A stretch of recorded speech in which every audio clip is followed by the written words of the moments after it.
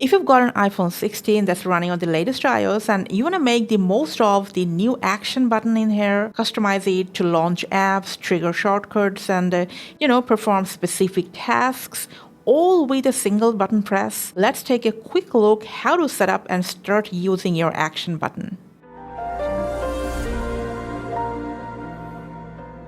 To set up the action button, let's open up Settings, scroll down, and enter Action Button option. Now, initially, it's set on silent mode. You can keep swiping left and explore all these actions. Even if you want, you can select no action at all on this action button.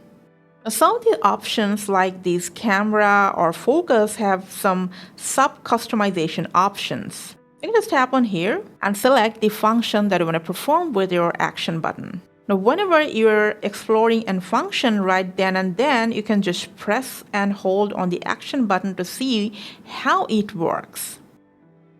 Now, whatever you select in here, just go ahead and leave this section as it is. And then whenever you want to use that function, just press and hold on this action button to open your selected function. In case of some functions like flashlight or voice memo, you can also turn it off by press and hold on the same action button when you're done with performing that function. And that's how you can set up and use the action button on your iPhone 16. Thanks for watching.